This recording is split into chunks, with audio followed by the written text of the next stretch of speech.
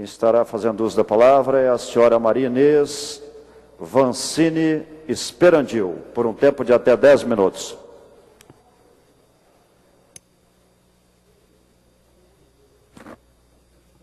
Boa tarde, senhor presidente, demais senhoras deputadas, senhores deputados, população aqui presente que nos assiste pela TV Assembleia. Sou Maria Inês Vancini Esperandil, cientista social pela Universidade Federal do Espírito Santo. Falo aqui hoje em nome do Grupo Plural, que é um grupo de diversidade sexual da Universidade Federal do Espírito Santo, e também pelo NURGEDES, que é o Núcleo de Referência em Gênero e Diversidade Sexual, que está sendo implantado na UFES agora. O Plural é um programa de extensão vinculado à UFES. Enquanto grupo, existimos desde 2004, atuando com questões relacionadas à diversidade sexual e ao gênero.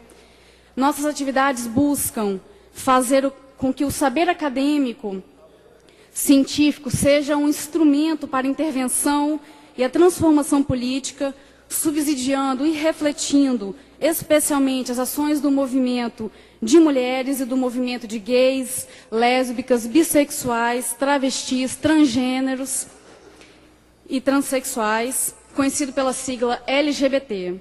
Pelo terceiro ano consecutivo, acontecerá o Manifesto do Orgulho LGBT de Vitória, evento previsto para o dia 7 de setembro na Praia de Camburi. O manifesto procura dar visibilidade a demandas de uma parcela específica da população, as pessoas LGBT. O maior objetivo dessa ação é fazer com que, ao ocupar o espaço público, essas questões também passem a fazer parte da agenda das políticas públicas. Trata-se de um tema que ganha cada vez mais legitimidade no cenário brasileiro. A Presidência da República acabou de realizar a primeira Conferência Nacional GLBT, ocorrida em junho deste ano. O poder público capixaba não pode se furtar essa discussão, dada a mobilização local em torno dessas questões e o próprio envolvimento com o tema por parte de importantes instituições públicas e políticas deste país. Senhores e senhoras, nesse sentido, nos causa estranheza que um representante capixaba no Senado brasileiro demonstre ignorar ou colocar-se de maneira totalmente antidemocrática para com relação a esse assunto. Nos referimos ao senador do Partido da República pelo Estado do Espírito Santo, o senhor Magno Malta. No dia 18 de outubro de 2007, na tribuna do Senado Federal, ao posicionar-se sobre o projeto de lei 122/2006, que criminaliza o preconceito e discriminação contra a GLBT, o senador capixaba construiu argumentos equivocados, preconceituosos e que ferem a laicidade do Estado brasileiro. O senador Malta diz que, com a aprovação desse projeto de lei, a liberdade de expressão religiosa do país passaria a sofrer algum tipo de cerceamento, uma vez que as lideranças religiosas não poderiam repreender, por exemplo, manifestações de afeto entre pessoas do mesmo sexo nos locais de culto.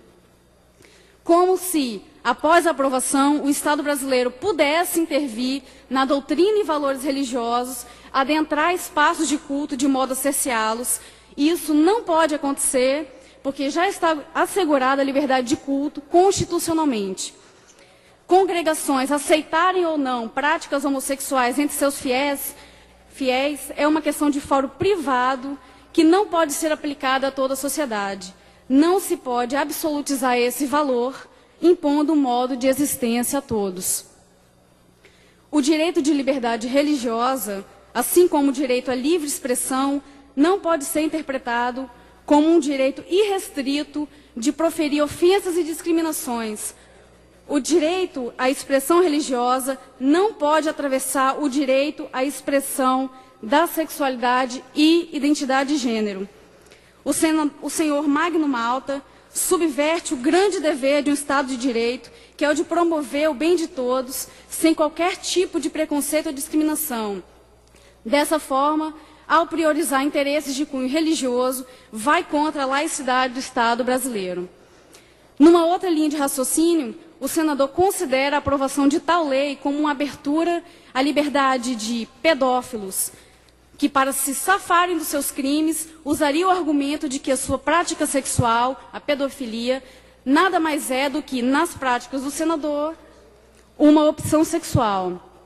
Senhoras e senhores, o senador Malta confunde pedofilia com orientação sexual e, ao fazer isso, coloca todas as expressões da sexualidade divergentes da heterossexual sob o crivo da prática pedófila ou criminosa.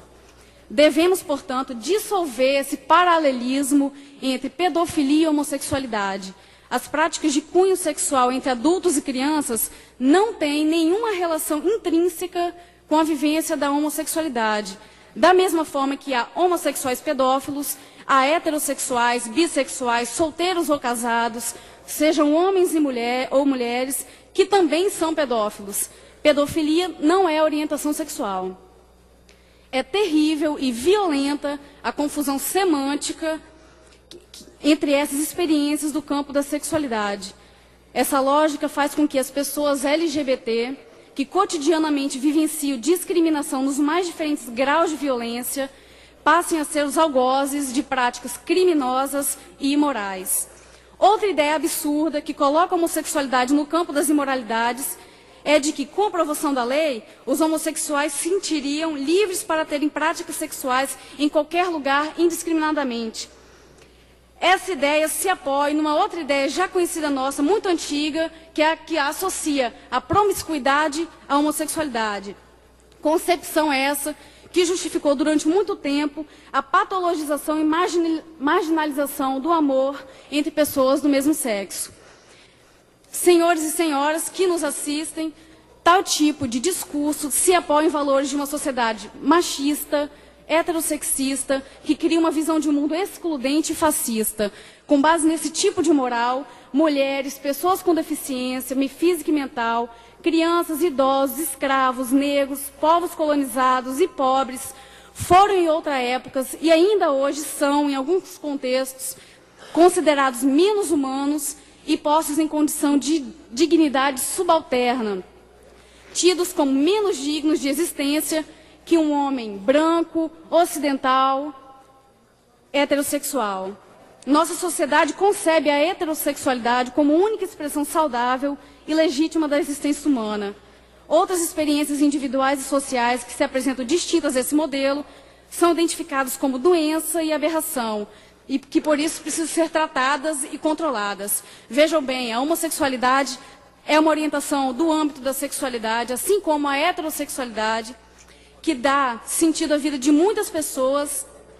Ela é aprendida socialmente, assim como qualquer outra experiência, tal como uma crença religiosa, hábitos alimentares, modos de vida.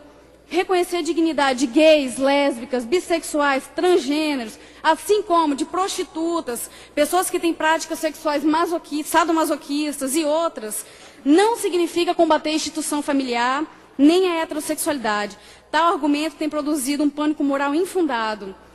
O movimento LGBT, apoiado inclusive por muitos heterossexuais, busca minimizar, por meio das garantias de um direito democrático da sexualidade, os efeitos de um histórico longo de discriminação e violência contra essa população, a fim de assegurar, assim, a cidadania plena e reconhecimento social. Os direitos democráticos da sexualidade estão intimamente atrelados aos direitos de toda a sociedade.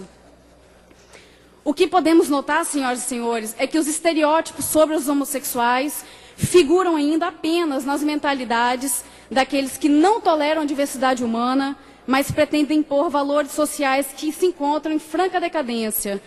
A idealização de certos padrões é fortemente questionável, uma vez que a história humana é formada indiscutivelmente pela pluralidade étnica, sexual, política, comportamental, cultural, etc.